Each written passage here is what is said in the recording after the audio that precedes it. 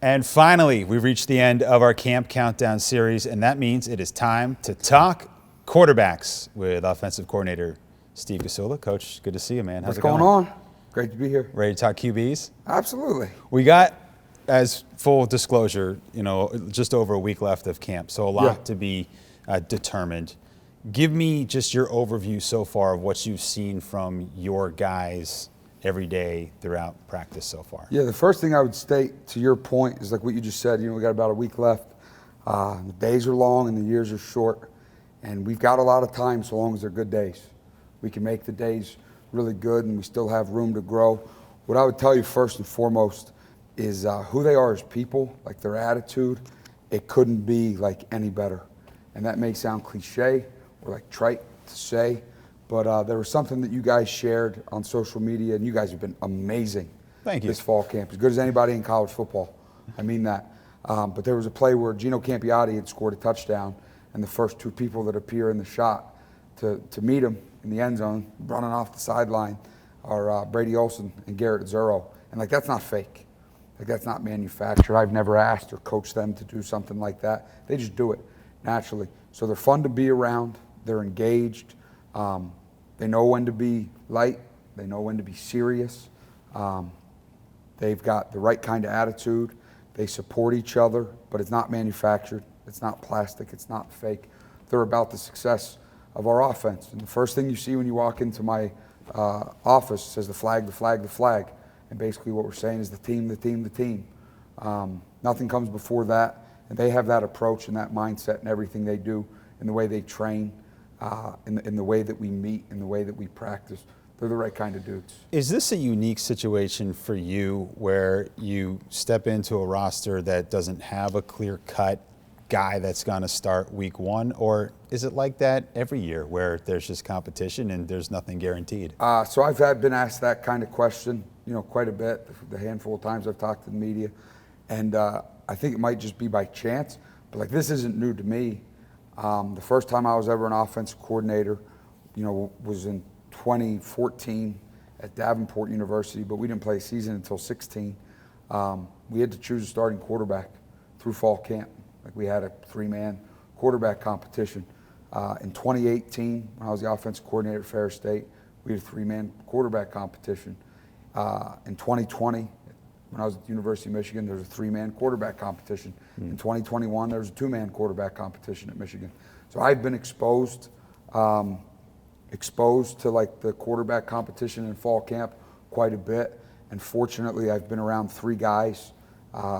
Coach Anise, the head coach of Ferris State, Josh Gaddis, who was the offense coordinator at Michigan, and then Coach Harbaugh, who was the head coach at Michigan, or who is the head coach at Michigan. So I've seen, I'm really lucky to have kind of been either intimately involved in those decisions about who the quarterback was going to be and how it was going to be structured, or at worst, there to assess and see it go on. So it's not different to me. It really isn't. And fortunately, we've got a group of guys where it's not totally different to them either, where they've all competed before to play, and they've been about it in the right fashion. I'd like to talk a little bit about the characteristics of these guys, understanding, I think, for everybody that decisions are going to be made at Tulane, or the week of the first game. You mentioned Geno Campiotti, so let's start there. Who is he as a quarterback? I know he's had a pass as a tight end, junior college experience, comes with experience. Maybe a guy that can run the football a little bit. Give us oversight as to what he brings to the table. Well, the first thing I would say about Geno is he is competitive, like beyond reproach. He's his own hardest critic. That's a lot of times a really good thing, and sometimes not always the best thing, but he is about the right stuff. He's one of the hardest working guys we have in the weight room. He's one of the hardest working guys we have, that's a part of team runs and stuff like that. Geno happens to be able to run the football, but Geno can really throw the football too. He's got a very strong arm. He's got good anticipation. He makes good decisions. And Geno is a guy that is dying trying for us to win. And I'm really excited about what he's done in the time that he's been here. he has gone out of his way to make himself better, not just above and beyond getting coached, but how he trains, how serious and intentional he is about playing the position. He's had an outstanding camp, and we're really excited about where he's at. When I look at him from a physical perspective, he seems like a guy that can really dole out some punishment. Yeah, his sisters call him Captain America. Yeah, and like Bro Montana. So his sisters are funny; they're the best. Yeah, he is a big, put together guy for sure, and he's wrapped like an alligator. I mean, he's tight, man. He's muscled up for sure. So yeah, we're going to be able to use him in a wide variety of ways, and we're excited about him. Well, I can't wait to use Bro Montana on the broadcast at some point. Stephanie Campiotti tweeted All right, that. we'll credit her when we do so. One guy that, believe it or not, is the elder statesman here, essentially, is Garrett Zoro. Yeah. We've seen him in flashes over the past couple of years. I know he missed time initially with injury when he came here to Massachusetts. Where is he in his development, and what could his ceiling be? So the first thing I would say about Garrett, and Garrett deserves a lot of credit. Garrett started the last 2 games of last season when he wasn't 100% relative to his health. And he was don't misunderstand me, he played safely, was cleared to play and all that kind of stuff. But I mean, you want to talk about like toughness and grit, like Garrett Zoro has those things. Garrett Zoro is a state championship quarterback as a senior in high school, playing like a national schedule, had 149 yards in the state championship game, like led his team to a state championship. Garrett Zoro is made up of all the right stuff. Garrett's coming off of an off-season surgery, but he is getting back into rhythm more and more every single day. Garrett Zoro, like of anybody, like not just at the quarterback position, but of our team, like has the pulse of our team, and like he's one of the guys. Garrett is an outstanding student. He's a really good football player. Garrett Zoro we're so fortunate to have him because he's like Garrett Zoro, like when like pressure's on, his hand doesn't move. Like there is no flinch in Garrett Zoro. So it's great to have him around. He's another guy that can go and help us win football games and be a major contributor to our offense. I love how you're able to rattle off high school stats from 4 years ago for guys. That's pretty impressive. He was good, man. He was good. So he was good. You got, I think, one of the guys that the fans here saw the most of last year was Brady Olsen. Sure. And it really wasn't a situation where they had intended to start Brady, but because of injury, he stepped up. How did the experience last year prepare him for where he's at this year? Well, what I would say first and foremost is that Brady Olsen is a football guy from a football family. His dad's been a coach. His uncles are both coaches. And Brady loves football. Brady's all football all the time. Brady is as talented of a player that probably I've ever been around. Like he has that much good inside of him. There's not a throw on a football field he can't make. There's not a run that he can't execute. He hasn't been put in a ton of situations to run the football throughout his career. Brady Olsen can run, like run, carry the football.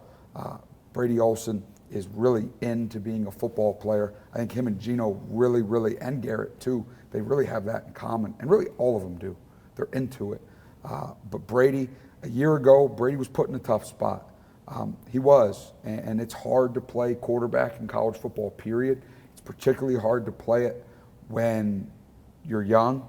It's particularly hard to play it when you find yourself in a lot of situations where you might be behind, or you got to go throw the ball to win it. But I do think he's learned a lot from that experience and has grown through it. And that hasn't always been easy. But each and every day, I mean, Brady, from where he was when we started in the spring to where he is now, not just because like Brady could go throw anywhere in the country, like and run, like he could go do that.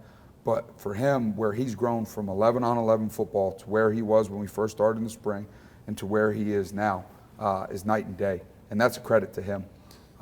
and he's great, man. He's fun to coach. Yeah, he's been fun to watch too. In those situations, I think of a couple of deep balls that he threw last year that were really right on the money to Rico Arnold. So hoping to see some more of that this year. The one against Boston College was awesome, man. Down this sideline, I mean, that was unbelievable. They made my highlight reel, so I really appreciate him for doing that. Yeah, no doubt. Speaking of growth, there's one guy here that I think, just from my perspective, I've seen grow in terms of throwing the football, and that's Zamar Wise. Yeah. I think when people see his athleticism, they say, oh, this guy is just a runner. Yeah. Where is he as a passer and as a complete football player? As good as anyone else in the room. Zamar is he is a great athlete, but a part of his great athleticism is his capacity to throw a football. There's nothing on a football field that Zamar Wise can't do. He is, and under the right conditions, electric. And I'd say this, like, I've been a part of quarterback competitions that, like, there's a competition because you don't have one. That's not what this is. Like, we got guys that can play. Like, we really do. So Zamar has been outstanding. He's practiced really good. And not to say that, I don't want to make this seem like everybody's had this perfect fall camp. No, there's been ups and downs, but there's been a great back and forth amongst all 5 guys that play quarterback for us. But Z, his rhythm and timing has grown in the pass game. He's become more comfortable saying, I'm going to hang in the pocket a little bit longer and make all the throws, because there's not a read that Zamar Wise can't make. There's not a throw he can't make. But when he does take off and run, very similar to Geno, very similar to Garrett, and in a lot of ways similar to Brady too, he can run. He can. But Zamar Wise is a quarterback. He is, I believe in him as a player at that position a million times over. Z has been great, and he's a great young man. I love him. I love them all, but he's great. It sounds like you're going to have a hard decision to make here. Obviously, there'll be more than just yourself putting into the decision, but you mentioned all 5 guys. We've only talked about 4. That 5th one being a true freshman and Chase Brewster. So, you know, you just applauded all the other guys that have been here for a little bit and have experience under their belt. Can he benefit from kind of working alongside of those guys? Absolutely. He does every day. He does every day. I would tell you the first thing that they all benefit from, the first most, is who our quarterback GA is. We have a quarterback graduate assistant, Travis Russell, who played for me at Ferris State. He'd been a part of quarterback competitions, was the starter at Ferris, then wasn't the starter at Ferris, then was the starter, then wasn't, then was. And they all benefit from him because, you know, Travis, I always joke with everybody else, you know, there's 2 people above the law on this coaching staff, and it's Alex Miller and Travis Russell. And everybody says, well, why Travis? So, well, he won me a bunch of games when I was calling plays in Ferris. I mean, I don't know, he won us about 10 or 11 games in 2 years, you know, when he was the quarterback. They all benefit from him because Travis is, if you were to coach a quarterback, like that's who you want to coach. So they all have benefited from that. But Chase specifically benefits from being around the other 4. Chase is a guy that, you know, I don't know how much the UMass fan base is going to hear about him this year. You know, it's crowded, but Chase Brewster is going to be an exceptional college football player, and he makes strides to do that every day. He's got a good personality about him. You know, at first, if you were to walk in here, kind of unassuming, quiet, but he's unbelievably competitive, and it was something that Coach Dawson, Matt Dawson, had shared with Coach Miller through the recruiting process. Like, hey, just so you know, like, when you deal with this guy, he's going to come off a little unassuming. He's competitive. Chase is competitive. He can make all the throws. He's a guy that's going to be really big. Like, Chase is tall glass of water now, and we're going to put some more weight on him. He's a big dude, and he's a good athlete too. So we're really excited to have Chase here. Well, good luck with this decision. Yeah.